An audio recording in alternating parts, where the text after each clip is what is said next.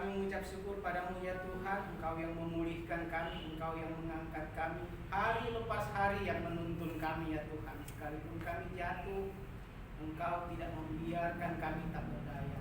Terima kasih ya Tuhan untuk pemeliharaanmu yang indah dalam hidup kami. Hari ini ya Tuhan, sebelum kami memulai kegiatan aktivitas kami pagi ini bahkan minggu ini, kami mau datang dalam persekutuan yang indah bersamamu ya Tuhan. Kiranya kami boleh dipulihkan, dikuatkan, dibekali dalam melaksanakan tugas dan aktivitas kami, tanggung jawab kami masing-masing. Biarlah firman-Mu yang akan kami renungkan hari ini menjadi pedoman, menjadi teladan, dan kami boleh melakukannya ya Tuhan. Dan semuanya untuk hormat, kemuliaan nama. Ini doa kami, dalam nama Tuhan Yesus kami berdoa dan mengucap syukur. Amin. Shalom. Shalom. Hari ini saya tidak bikin PPT. Saya rindu kita sama-sama mendengarkan firman Tuhan. Kita hanya akan membaca firman Tuhan, kemudian kita akan renungkan. Kita baca sama-sama kitab 1 Yohanes pasal 5. 1 Yohanes pasal 5 ayat yang pertama hingga ayatnya yang kelima. Ada 5 ayat di sana. Kita akan membacakan secara bergantian. Saya akan membacakan ayat yang pertama, Bapak Ibu Saudara ayat 2, dan pada ayat yang kelima kita akan bacanya secara bersama-sama. 1 Yohanes pasal 5 ayat 1 hingga ayatnya yang kelima. Iman mengalahkan dunia. Setiap orang yang percaya bahwa Yesus adalah Kristus lahir dari Allah. Dan setiap orang yang mengasihi Dia yang melahirkan, mengasihi juga Dia yang lahir daripadanya. Inilah tandanya bahwa kita mengasihi anak-anak Allah, yaitu apabila kita mengasihi Allah serta melakukan perintah-perintahnya. Sebab inilah kasih kepada Allah, yaitu bahwa kita menuruti perintah-perintahnya. Perintah-perintahnya itu tidak berat. Sebab semua yang lahir dari Allah mengalahkan dunia, dan inilah kemenangan yang mengalahkan dunia, iman kita. Ayat 5 sama-sama. Siapakah yang mengalahkan dunia selain daripada dia yang percaya bahwa Yesus adalah anak Allah? Sampai di sana pembacaan firman Tuhan. Bapak Ibu Saudara yang terkasih, kita ketahui bersama bahwa Yohanes adalah salah satu rasul, murid Tuhan Yesus yang menurut tradisi itu yang paling belakangan matinya. Bahkan ada penafsir tertentu yang berkata bahwa Yohanes tidak mati. Tetapi berdasarkan perbandingan dengan pengamat sejarah yang waktu itu ada, bahwa Yohanes mati, tetapi dia yang paling terakhir mati di antara para murid-murid Tuhan Yesus. Dan dia cukup banyak melihat perkembangan kekristenan, sehingga di akhir-akhir hidupnya dia masih memberikan wejangan-wejangan, nasihat-nasihat untuk menguatkan kekristenan pada waktu itu yang sudah cukup pesat, sudah bertumbuh dengan cepat, yang sudah banyak tersebar kemana-mana. Tetapi selain semakin besar, juga semakin banyak intrik-intrik yang terjadi, baik dari luar maupun dari dalam kekristenan sendiri. Sehingga ada yang berkata bahwa Yohanes sengaja tetap ada sampai di masa tuanya untuk menangkal salah satu penyesatan-penyesatan yang terjadi, maupun menguatkan iman dari orang-orang Kristen karena mendapat tekanan dari luar, ataupun mendapat ajaran-ajaran sesat yang bahkan dari dalam sendiri.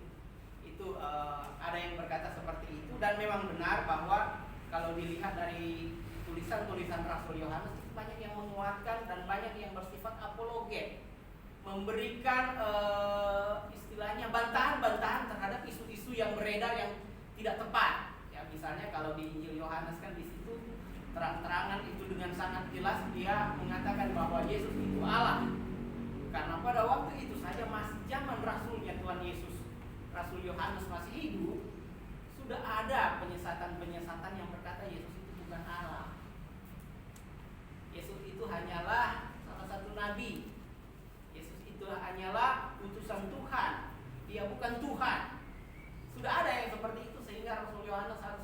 memberikan apologet, memberikan bantahan-bantahannya bahwa Kristus adalah Allah, dan termasuk dalam kehidupan jemaat. Nah, ini kita melihat bagaimana dia menasihati jemaat bahwa dunia memang kacau pada waktu itu. Dunia yang dimaksud adalah suatu sistem yang dikuasai oleh orang-orang yang selain oleh dunia pemerintahan atau pemerintah yang tidak percaya kepada Tuhan, yang sangat benci dengan jalan Tuhan. Itu juga dia mau, itu merupakan suatu gambaran bahwa dunia ini sebenarnya dikuasai oleh si jahat, dan kita harus menang terhadapnya. Banyak godaan-godaan yang terjadi. Ternyata dunia tipu-tipu tidak hanya ada di belakangan hari ini saja, kan? Kalau kita melihat banyak dunia tipu-tipu, ternyata itu cerita lama. Bahwa di zaman Rasul Yohanes pun dunia tipu-tipu itu sudah ada. Tentu saja intensnya berbeda, besarannya, kapasitasnya berbeda karena perkembangan zaman. Kalau dulu mungkin belum ada tipu-tipu melalui WhatsApp ya, zaman Yohanes. Tetapi tipu-tipu yaitu tetap menggunakan sarana komunikasi, menyebar isu-isu tertentu, menyebar paham-paham tertentu yang bertentangan dengan kekristenan. Itu isu-isu cepat menyebar pada waktu itu. Cuma memang karena keterbatasan sarana komunikasi itu tidak terlalu menyebar sampai ke penjuru dunia dengan cepat. Tetapi isu itu ada di sana. Isu itu ada di sana. Kemudian Yohanes menasihati jemaat bagaimana untuk menangkalnya, apa yang harus dilakukan untuk mengalahkan dunia tipu-tipu pada waktu itu. Dia mengatakan di sini dengan jelas bahwa salah satu buktinya bahwa kita ini bukan orang dunia, bukan si penyesat-penyesat itu, bukan bagian dari tipu-tipu itu, karena kita percaya kepada Tuhan. Itu yang satu, kita percaya bahwa Kristus adalah anak Allah. Kita punya keyakinan, kita punya iman. Maka di bagian terakhir tadi, iman yang mengalahkan dunia itu yang pertama. Yang tidak kelihatan ya iman kita, kepercayaan kita.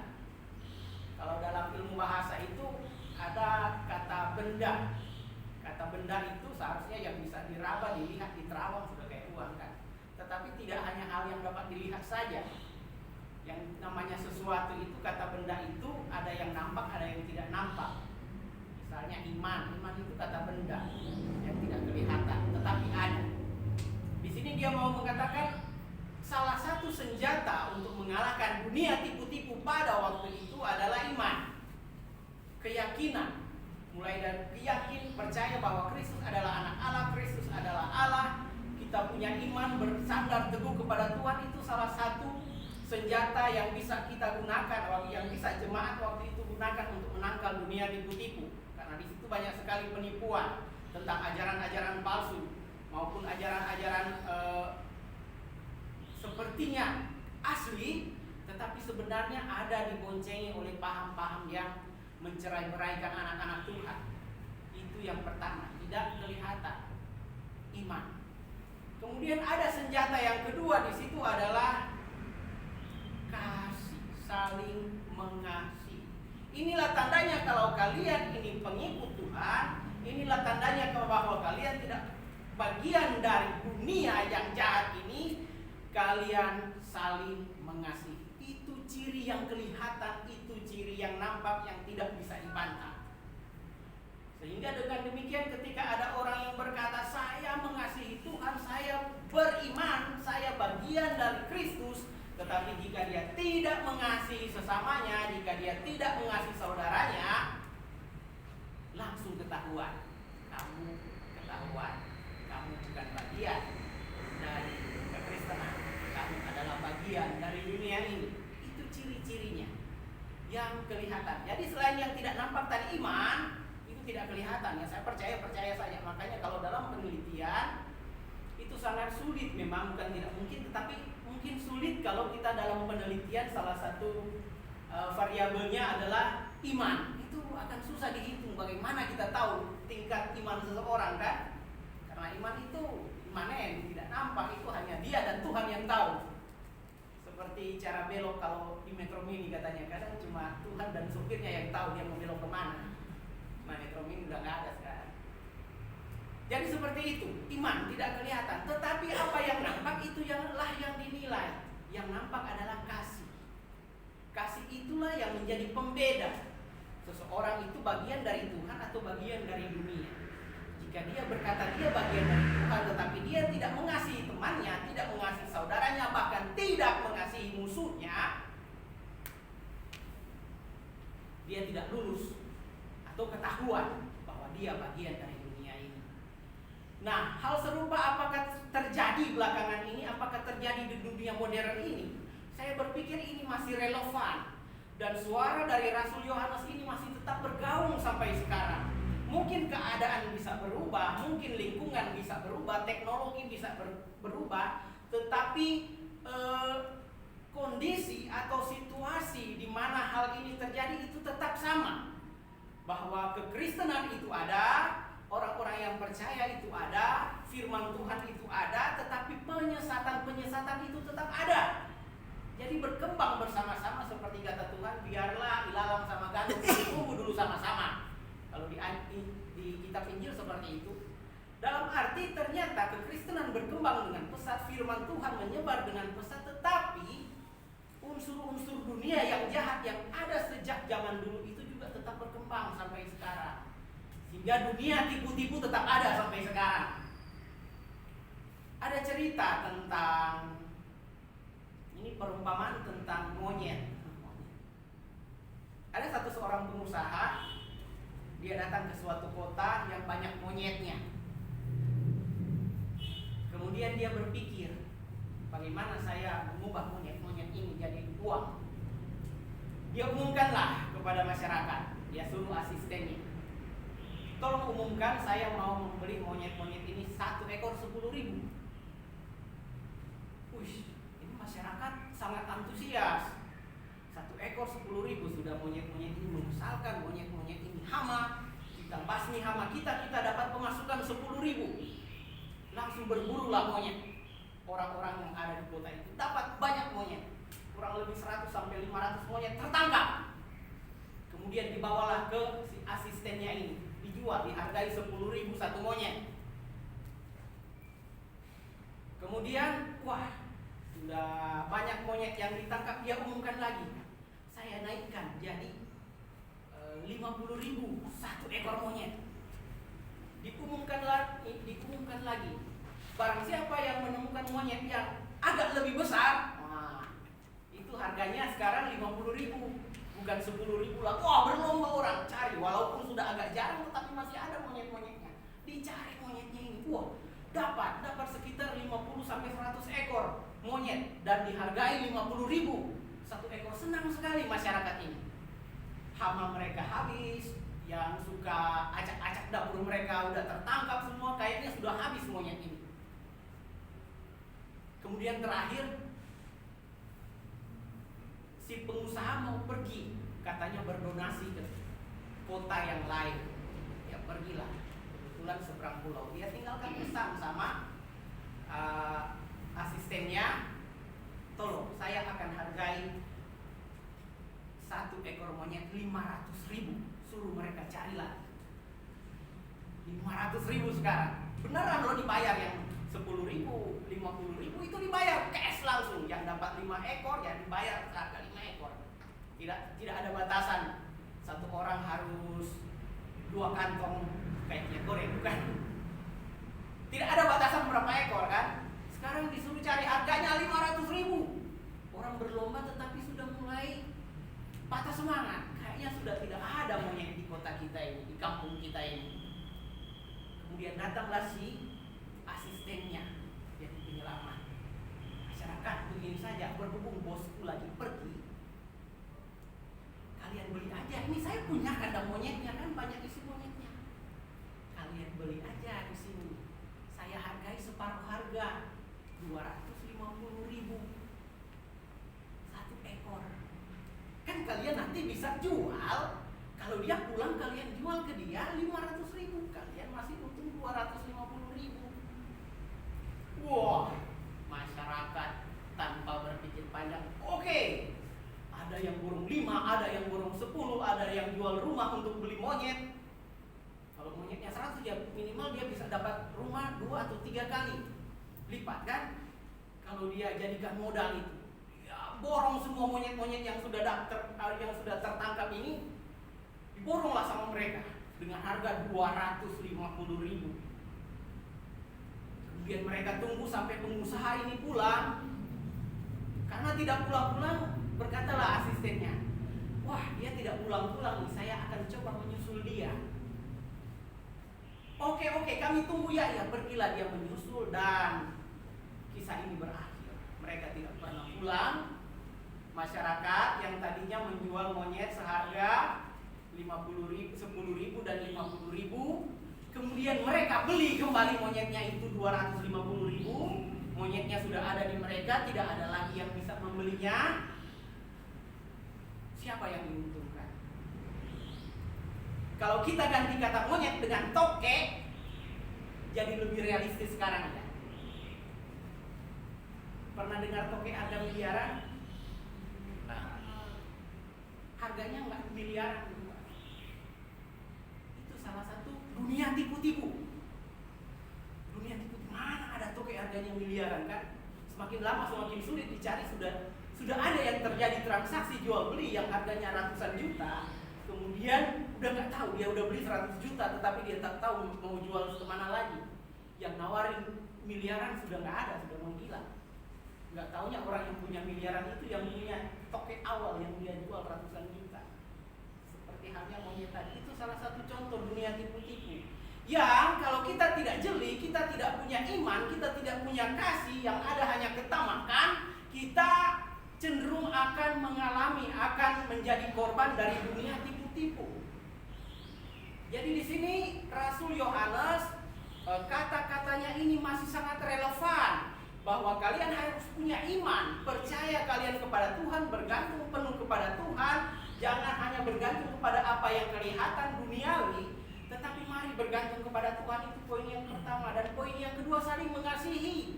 Saling mengasihi adalah bukan hanya sekedar kita memberi apa saja yang dibutuhkan oleh teman kita, barang atau materi, tetapi nasihat, saling mengingatkan, itu bagian dari saling mengasihi.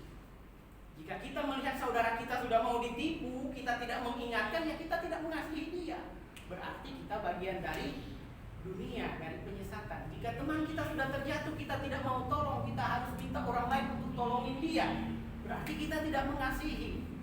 Kita bukan bagian dari firman Tuhan, kita berarti bagian dari dunia. Ternyata masih relevan sampai sekarang. Dunia tipu-tipu apalagi?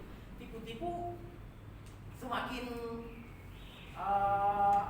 sangar sekarang ini kan, karena berkembangnya lewat sosial media, lewat hipnotis, ada yang seperti itu. Dan yang termakan adalah orang-orang tamak, orang-orang yang sudah punya, yang mengharapkan berkat lebih secara instan, cepat, kaya, itu paling gampang ditipu. Seperti itu. Sehingga banyak beredar yang investasi bodoh. Masa bank aja, kartu kredit aja bank itu nggak sampai 5%, 4% paling besar. Kok ini bisa kasih jaminan, kamu kasih uang di tempat kami, simpan uang kami, investasikan di tempat kami kembalikan 10%, 20%, bahkan ada yang 50% dalam jangka waktu 1 bulan.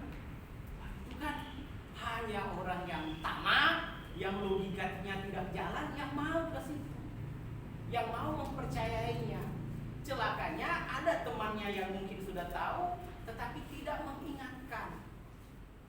Kasih udah hanya karena iming-iming demikian. Bahkan ada yang mengorbankan rumahnya, kebutuhan keluarganya hanya untuk investasi yang sangat besar dengan iming-iming akan dapat hadiah yang sangat besar. Atau itu yang udahlah yang gede-gede. Maaf Bapak Ibu menang undian nih, dapat 100 juta. Masih beredar sekarang kan di WhatsApp, di SMS. Masih ada sampai sekarang, sudah banyak yang pintar. Tetapi kenapa itu masih ada? Karena masih ada aja yang nyantol, istilahnya kan, bahasa marketing. Dari 100 orang yang saya sebarkan ini, masa nggak ada 1-2 yang nyantol, dan itu masih terjadi. Padahal sudah ditangkap ini yang pelaku-pelakunya, tetapi masih terjadi. Karena apa? Masih ada orang yang bodoh, masih ada orang yang tamak, masih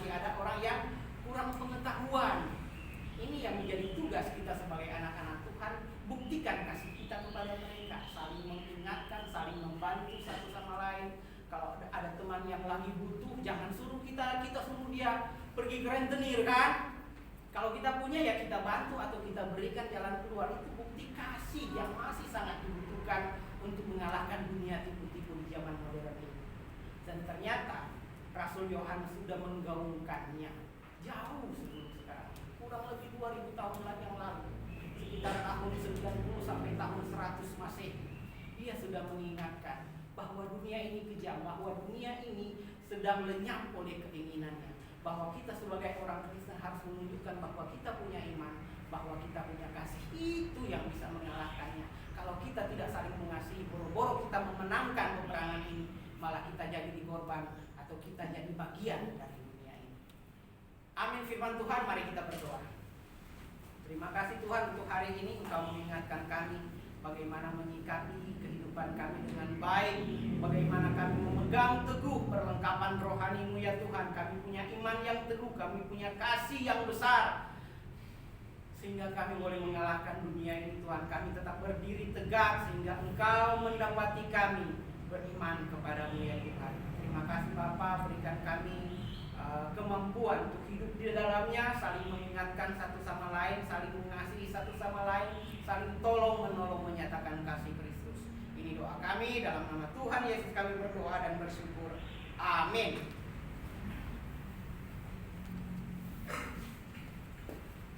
Halo.